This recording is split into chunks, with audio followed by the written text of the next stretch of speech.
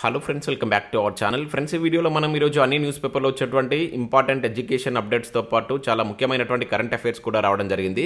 So వాటన్నిటి గురించి one by one ఈ వీడియోలో అయితే చూద్దాం. వీడియో చూస్తున్న ప్రతి ఒక్కరు వీడియోని ఖచ్చితంగా లైక్ చేయండి. డైలీ 1 to 2 hours వర్క్ చేసి దాదాపుగా 8 న్యూస్ పేపర్ చదివి ఇన్ఫర్మేషన్ మీకైతే అందించడం జరుగుతుంది. చాలామంది మన వీడియోస్ని చూస్తున్నారు కానీ లైక్ చేయట్లేదు. ఖచ్చితంగా లైక్ చేయండి. వీడియోకి అయితే నేను 1000 లైక్స్ ఎక్స్పెక్ట్ చేస్తున్నాను. సో ఇది ఎవరికైతే యూజ్ ఉంటుందో వారికి షేర్ చేయండి. అదేవిధంగా సబ్స్క్రైబ్ చేసుకొని చూడండి. రెగ్యులర్గా మీకు జాబ్ అప్డేట్స్ అంతాయి. మన ఛానల్కి సంబంధించినటువంటి టెలిగ్రామ్ గ్రూప్లో కూడా జాయిన్ కాండి. సో దాంట్లో కూడా రెగ్యులర్గా జాబ్ అప్డేట్ షేర్ చేస్తున్నాను. మీకు చాలా యూజ్ ఉంటుంది. ఆ గ్రూప్లో కంపల్సరీ జాయిన్ కాండి. ఫ్రెండ్స్, మన ఛానల్ ద్వారా గ్రూప్ 2 అదేవిధంగా గ్రూప్ 3కి సంబంధించి అన్ని సబ్జెక్టులతో కూడినటువంటి టెస్ట్ సిరీస్ అనేది మన యాప్లోకి తీసుకురావడం జరిగింది. సో దీని ద్వారా మొత్తం 250 టెస్టులు అయితే అందించడం జరుగుతుంది. ప్రశ్నలు తెలుగు మరియు ఇంగ్లీష్ మీడియంలో అయితే ఉంటాయి. ప్రజెంట్ ఈ టెస్ట్ సిరీస్ అనేది 399 రూపీస్కి అందించడం జరుగుతుంది. ఇంకా తెలంగాణ కల్చర్ కావచ్చు, ప్రభుత్వ పథకాలకు సంబంధించినటువంటి 2 గ్రాండ్ టెస్టులు కలిపి జస్ట్ 45 రూపీస్కి అందిస్తున్నాం.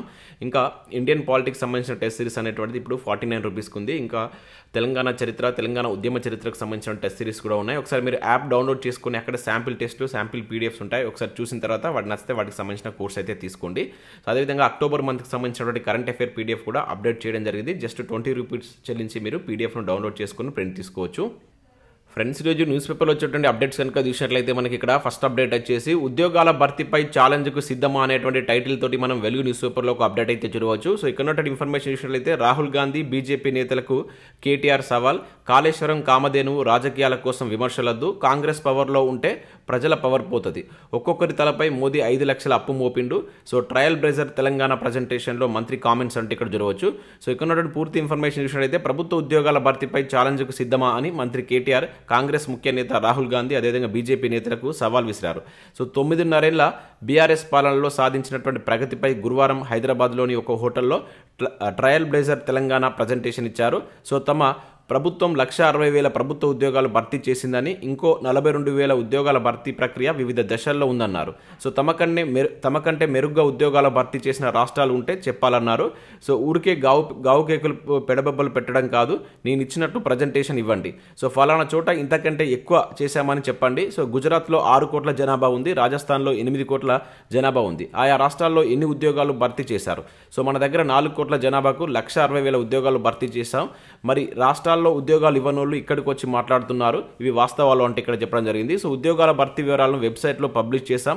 సో నిజాలు ఇవి కాదని రుజువు చేసే దమ్ముందా? సో ప్రైవేట్ సెక్టార్లో లక్షల ఉద్యోగాలను సృష్టించి ఉపాధి కల్పించామని కేటీఆర్ తెలిపారంటే ఇక్కడ మనం వెలుగు న్యూస్ పేపర్లో ఒక అప్డేట్ అయితే చూడవచ్చు. సో నెక్స్ట్ ఇదే వెలుగు న్యూస్ పేపర్లో మరొక అప్డేట్ కనుక చూసినట్లయితే మా పాలనలో లోపాలు నిజమే అంటే ఇక్కడ ఒక అప్డేట్ చూడవచ్చు. ఇది మనకి ఈరోజు ప్రధాన వార్తగా అయితే రావడం జరిగింది. సో మళ్ళీ అవకాశం ఇస్తే సరిదిద్దుకుంటాం, మారుతున్నటువంటి బీఆర్ఎస్ స్వరం అంటే ఇక్కడ చూడవచ్చు. ప్రజల్లో అసంతృప్తిని అంగీకరిస్తున్నాం, కేసీఆర్, కేటీఆర్, హరీష్ రావు. సో కాళేశ్వరం, ధరణి, TSPSC రైతు బంధులపై సర్ది చెప్పే ప్రయత్నం అని చెప్పేసి ఇక్కడ ఇచ్చారు. సో ఇక్కడ మనం చూసినట్లయితే TSPSCకి సంబంధించి చూసినట్లయితే TSPSC పనితీరును విద్యార్థుల ఆకాంక్షకు అనుగుణంగా మార్చుతాం, పూర్తి ప్రక్షాళన చేసి ఉద్యోగాల భర్తీ ప్రక్రియ కొనసాగిస్తాం. అసెంబ్లీ ఎన్నికల ఫలితాలు వచ్చిన తెల్లారే అంటే డిసెంబర్ 4న నేను అశోక్ నగర్ వచ్చి కూర్చుంటా. సో మీ ఫీడ్బ్యాక్ ఆధారంగా జాబ్ క్యాలెండర్ రూపొందిస్తా, సలహాలు సూచనలకు అనుగుణంగా చర్యలు తీసుకుంటా. ఇటీవల కొందరు నిరుద్యోగులతో కేటీఆర్ అంటే ఇక్కడ మనకి ఇవ్వడం జరిగింది. దీనిలో మనకి ఇక్కడ TSPSCకి సంబంధించి కనుక చూసినట్లయితే TSPSC ప్రక్షాళన రూట్ అని చెప్పేసి ఇక్కడ ఇచ్చారు. సో ప్రభుత్వ ఉద్యోగాల భర్తీలో ఆలస్యం, పేపర్ల లీకేజ్ నేపథ్యంలో యువతలో కొంత అసంతృప్తి ఉన్నమాట నిజమేనని మంత్రి కేటీఆర్ అంగీకరించారు.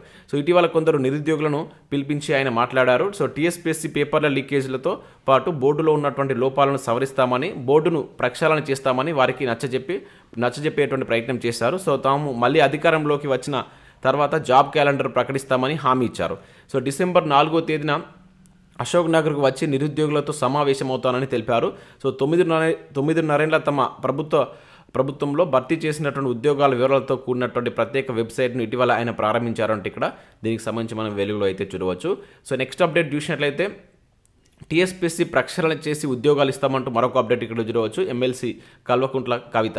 సో బీఆర్ఎస్ అధికారంలోకి రాగానే TSPSCని ప్రక్షాళన చేసి పక్కాగా ఉద్యోగాల ప్రక్రియ పూర్తి చేస్తామని ఎమ్మెల్సీ కల్వకుంట్ల కవిత పేర్కొన్నారు. సో నిజామాబాద్ నగరంలోని జనార్దన్ గార్డెన్లో కళాశాల విద్యార్థులతో గురువారం ప్రత్యేకంగా ఓటర్లతో సంభాషణ కార్యక్రమాన్ని చేపట్టారు. సో ఇక్కడ చూసినట్లయితే TSPSC సాంకేతిక సమస్యల పరిష్కారానికి ప్రభుత్వం ఏం చర్యలు చేపడుతుందని ఓ విద్యార్థి ప్రశ్నకు కవిత సమాధానం ఇచ్చారు. సో రాష్ట్రంలో ఒక్కసారి పేపర్ లీక్ ఉదాంతం జరిగిందన్నారు. 10 రోజుల్లోనే నిందితులను పట్టుకున్నామని, ఈ లీకేజ్ వ్యవహారంలో రాజకీయ పార్టీ ప్రమేయం ఉందని గుర్తించామని తెలిపారు. సో ప్రజాస్వామ్యంలో ప్రతి ఒక్కరూ ఓటు వేయకపోతే ప్రశ్నించేటువంటి హక్కు ఉండదని, సో వ్యవస్థలు నిర్వీర్యం అయిపోతాయని, అందుకు ఓటు హక్కును ప్రతి ఒక్కరూ వినియోగించుకోవాలని తెలిపినట్లుగా ఇక్కడ మనం ఒక అప్డేట్ అయితే చూడవచ్చు. ఇక నెక్స్ట్ చూసినట్లయితే శభాష్ బర్రెలెక్క అంటే ఇక్కడ ఒక అప్డేట్ అయితే మనకు రావడం జరిగింది. వెలుగు న్యూస్ పేపర్లో నిరుద్యోగుల గొంతుకగా అసెంబ్లీ బరిలో శిరీష అని చెప్పేసి ఇక్కడ ఇచ్చారు. సో ఇక మనం చూసినట్లయితే ఈసారి ఎన్నికల్లో నాగర్ కర్నూలు జిల్లాలోని కొల్లాపూర్ నియోజకవర్గంపై రాష్ట్ర వ్యాప్తంగా చర్చ జరుగుతుంది. దీనికి కారణం అక్కడ నుండి ఇండిపెండెంట్ అభ్యర్థిగా నిరుద్యోగి కర్ణె శిరీష అలియాస్ బర్రెలెక్క పోటీ చేయడం అంటే ఇక్కడ చూడవచ్చు. సో ఎలాంటి పొలిటికల్ బ్యాక్గ్రౌండ్ లేని ఆమె నిరుద్యోగుల గొంతుకగా ఎన్నికల బరిలోకి నిలిచిందంటూ చూడవచ్చు. పోటీ నుంచి తప్పుకోకపోతే చంపేస్తామని రోజు వందల కొద్ది బెదిరింపు కాల్స్ వస్తున్న ధైర్యంతో ముందుకెళ్తుంది. 2 రోజుల కిందట తన తమ్ముడిపై దాడి జరిగినా వెనక్కి తగ్గేదే లేదని, పోరాటం ఆపేది లేదని స్పష్టం చేసినట్లు ఇక్కడ చూడవచ్చు. సో దాంతోపాటు ఇక్కడ మనం చూసినట్లయితే సో పరీక్షలు చక్కగా నిర్వహించలేని ప్రభుత్వాలు ఎందుకు బర్రెలెక్క అంటే ఇక్కడ ఇవ్వడం జరిగింది. సో ఎన్నికల్లో పోటీ చేయాలనేది తన సొంత నిర్ణయమని బర్రెలెక్క తెలిపారు. సో ఆమె గురువారం వెలుగుతో మాట్లాడారు. సో దాదాపుగా 40 లక్షల మంది నిరుద్యోగులు ఉద్యోగాల కోసం పోరాడుతున్నారు. అప్పులు చేసి కుటుంబాలకు భారంగా మారి హైదరాబాద్లో కోచింగ్ సెంటర్లో ఉండి తిప్పలు పడుతున్నారు. సో వారి బాధలు చెప్పడానికి మాటలు సరిపోవు. సో ఈరోజు కాకుంటే రేపు లేదా ఎల్లుండైనా మంచి జరుగుతుందనే నమ్మకం లేదు. సో ఒక్క పరీక్ష సంక్రమంగా నిర్వహించారా? పరీక్షలు చక్కగా రాయకపోతే ఫెయిల్ చేస్తారు. అసలు పరీక్షలే చక్కగా పెట్టలేనటువంటి ప్రభుత్వాలను ఏం చేయాలని ఇక్కడ ప్రశ్నించినట్టు చూడవచ్చు. సో ఎమ్మెల్యేలుగా గెలిస్తే మంత్రులకు ప్రమోషన్ ఇస్తారు, లేకుంటే కార్పొరేషన్ చైర్మన్ పదవులు ఇస్తారు. మరి నిరుద్యోగులు ఏజ్ బార్ అయ్యే వరకు పరీక్షలు రాయనికే పోటీ పడుతున్నారు. సో ఉద్యోగాలు సంపాదించుకునేందుకే కదా. సో అలాంటప్పుడు ఈ ప్రభుత్వాలు ఎందుకు అని శీర్ష ప్రశ్నించినట్లు ఇక్కడ ఒక అప్డేట్ మనం వెలుగు న్యూస్ పేపర్లో అయితే చూడవచ్చు. సో కొల్లాపూర్ నియోజకవర్గంలో ఉన్నటువంటి నిరుద్యోగులు కంపల్సరీ ఆమెకు ఓటు వేసి గెలిపించేటువంటి ప్రయత్నం అయితే చేయండి. ఇక నెక్స్ట్ విషయాలైతే ఈనాడు ప్రతిభకు సంబంధించి ఇక్కడ మనకు సో రక్తం దాని యొక్క భాగాలు అంటే ఇక్కడ మనకు జనరల్ స్టడీస్ బయాలజీకి సంబంధించిన దానిపైన ఒక ఆర్టికల్ ఇచ్చారు. అదేవిధంగా కొన్ని ఇక్కడ కరెంట్ అఫైర్స్ సంబంధించినటువంటి ప్రశ్నలు కూడా చూడవచ్చు.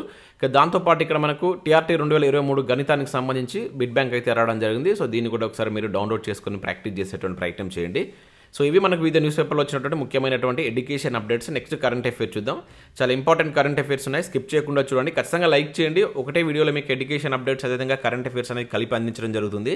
చాలామంది చూస్తున్నారు కానీ లైక్ చేయట్లేదు. ఖచ్చితంగా లైక్ చేసి మీ మిత్రులకు షేర్ చేయండి. సో ఇక్కడ మనం ఫస్ట్ కరెంట్ అఫైర్ కనుక విషయమైతే జస్టిస్ ఫాతిమా బీవి కన్నుమూత అని చెప్పేసి ఇక్కడ ఒక ఇంపార్టెంట్ కరెంట్ అఫైర్ అయితే చూడవచ్చు. సుప్రీంకోర్టు తొలి మహిళా న్యాయమూర్తి జస్టిస్ ఫాతిమా బీవి సో కన్నుమూశారంటే ఇక్కడ చూడవచ్చు. సో కేరళలోని కొల్లంలో ఓ ఆసుపత్రిలో గురువారం మధ్యాహ్నం 12 గంటల 15 నిమిషాలకు ఆమె తుదిశ్వాస విడిచారు. గత కొన్ని రోజులుగా వృద్ధాప్య సమస్యలతో బాధపడుతున్నారని చెప్పేసి ఇక్కడ మనకి ఇవ్వడం జరిగింది. ఈమె తొలి సుప్రీంకోర్టు న్యాయమూర్తిగా చేసినటువంటి మహిళ అన్నమాట. చాలా చాలా ఇంపార్టెంట్. మనకు ప్రీవియస్లో నెంబర్ ఆఫ్ టైమ్స్ దీనిపైన క్వశ్చన్స్ అయితే అడగడం జరిగింది. సో ఈమె ఏ టైంలో వర్క్ చేశారనేది కూడా గుర్తుంచుకోండి. ఇక్కడ విషయం అయితే 1983 నుంచి 89 వరకు హైకోర్టు న్యాయమూర్తిగా పనిచేయడం జరిగింది. సో తర్వాత 1989 అక్టోబర్ 6 నుంచి 1992 ఏప్రిల్ 29 వరకు సుప్రీంకోర్టు న్యాయమూర్తిగా పనిచేశారు. సో ఈ టైం కూడా గుర్తుంచుకొని ఈమె కేరళకు సంబంధించినటువంటి పర్సన్. సో సుప్రీంకోర్టుకు మొట్టమొదటి న్యాయమూర్తిగా చేసినటువంటి మహిళా న్యాయమూర్తిగా చేసినటువంటి పర్సన్గా ఈమెకైతే గుర్తింపు ఉంది. సో ఈమె చనిపోతే ఇప్పుడు వార్తల్లో నిలిచింది, గుర్తుంచుకోండి. ఇక నెక్స్ట్ కనుక చూసినట్లయితే భారతీయుడికి పాక్ అత్యున్నత పౌర పురస్కారం అని చెప్పేసి ఇక్కడ ఒక ఇంపార్టెంట్ కరెంట్ అఫైర్ అయితే చూడవచ్చు. సో ముంబై కేంద్రంగా పనిచేసే దావూదీ బోహ్రా ఇస్లామిక్ సంస్థ అధిపతి ఇక్కడ సైద్నా ముఫాద్దల్ సైఫుద్దీన్కు పాకిస్తాన్ అత్యున్నత పౌర పురస్కారమైనటువంటి నిషాన్ ఈ పాకిస్తాన్ లభించినట్టు ఇక్కడ చూడవచ్చు. చాలా చాలా ఇంపార్టెంట్ అండి. ఇది మనకు ప్రీవియస్లో చాలాసార్లు అడిగాడు. సో పాకిస్తాన్ యొక్క అత్యున్నత పౌర పురస్కారంగా పిలిచేటువంటి నిషాన్ ఈ పాకిస్తాన్ అయితే సో రీసెంట్గా ఈ సైఫుద్దీన్కి అయితే ఇవ్వడం జరిగింది. సో పాకిస్తాన్ అధ్యక్షుడు ఆరిఫ్ అల్వి బుధవారం ఈ పురస్కారాన్ని ప్రకటించారు. సో ఈ పురస్కారం అందుకున్నటువంటి 4వ భారతీయుడిగా సైఫుద్దీన్ అయితే నిలిచాడు. సో గుర్తుంచుకోండి, ఇప్పటివరకు 3కి రావడం జరిగింది. సో వాళ్ళు ఎవరైనా కింద మీరు కామెంట్ చేయండి. సో ఇక్కడ ఇతను 4వ వ్యక్తి అనమాట సైఫుద్దీన్. సో మనకు నేరుగా అడుగుతాడు. సో అతని పేరు ఏంటిది, అతనికి వచ్చినటువంటి అవార్డు ఏంటిది గుర్తుంచుకోండి. 40 దేశాల్లో విస్తరించి ఉన్నటువంటి దావూదీ బోహ్రా ఇస్లామిక్ సమాజానికి సో సైఫుద్దీన్ అధ్యక్షుడిగా ఉన్నారంటే ఇక్కడ మనం ఒక అప్డేట్ అయితే చూడవచ్చు. సో ఇతను భారతీయుడు. సో ఈ పాక్ అత్యున్నత పౌర పురస్కారం పొందినటువంటి 4వ వ్యక్తిగా ఇతను గుర్తింపు పొందడం జరిగింది. ఇక నెక్స్ట్ కనుక చూసినట్లయితే ఇండోనేషియాలో భారత తృణధాన్యాల పండుగ అని చెప్పేసి ఇక్కడ ఒక అప్డేట్ మనం చూడవచ్చు. 5 రోజుల పాటు ప్రదర్శన. సో ఇండోనేషియా రాజధాని జకార్తాలో 5 రోజుల పాటు తృణధాన్యాల పండుగను భారత్ బుధవారం ప్రారంభించింది. సో రైతు అనుకూల చిరుధాన్యాలపై అవగాహన పెంచేందుకు సో సుస్థిర ఆహార ఎంపిక కావచ్చు, సిరిధాన్యాలతో తయారు చేసేటువంటి ఆహారోత్పత్తులకు ఆహారోత్పత్తులకు 10 దేశాల సభ్యత్వం గల ఆసియన్లో వ్యాపార అవకాశాలు కల్పించేందుకు దీనిని చేపట్టామని చెప్పేసి భారత్ తెలపడం జరిగిందనమాట. సో గుర్తుంచుకోవాల్సింది ఇటీవల భారతదేశం ఏ దేశంలో తృణధాన్యాల పండుగను చేపట్టింది అని చెప్పేసి అడగడానికి ఛాన్స్ ఉంటుంది. So Asia India millet festival అని చెప్పేసి దీన్ని పిలుస్తున్నారు అనమాట. ఈ విధంగా కూడా మనకు అడగడానికి ఛాన్స్ ఉంటుంది.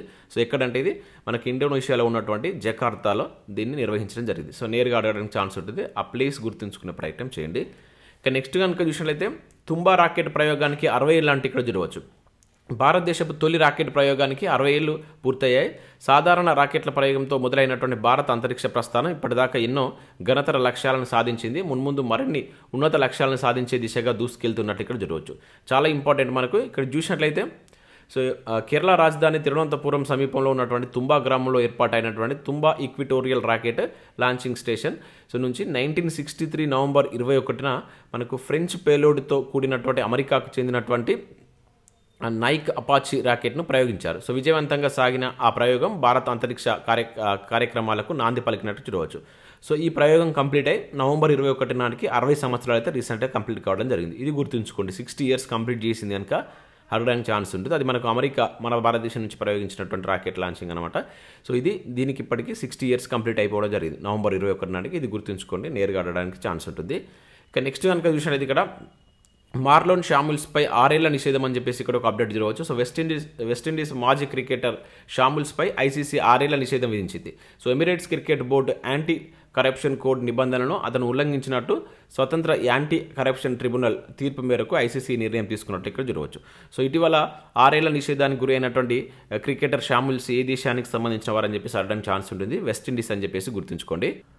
సో ఇవి మనకు వివిధ న్యూస్ పేపర్లో వచ్చినటువంటి ముఖ్యమైనటువంటి ఎడ్యుకేషన్ అప్డేట్స్, అదేవిధంగా కరెంట్ అఫైర్స్. సో వీడియో నచ్చినట్లయితే లైక్ చేసి మీ మిత్రులకు షేర్ చేయండి. మన యాప్ను డౌన్లోడ్ చేసుకోండి. దీనిలో మీకు యూస్ఫుల్ కంటెంట్ అయితే ఉంది. ప్రజెంట్ టెస్ట్ సిరీస్ పైన మంచి ఆఫర్స్ అయితే ఉన్నాయి. ఒకసారి యాప్ డౌన్లోడ్ చేసుకుని అక్కడ శాంపిల్ టెస్ట్లు పీడిఎఫ్స్ ఉంటాయి. చూసిన తర్వాత నచ్చితే వాటికి సంబంధించిన కోర్స్ అయితే తీసుకోండి. Thanks for watching. Thank you.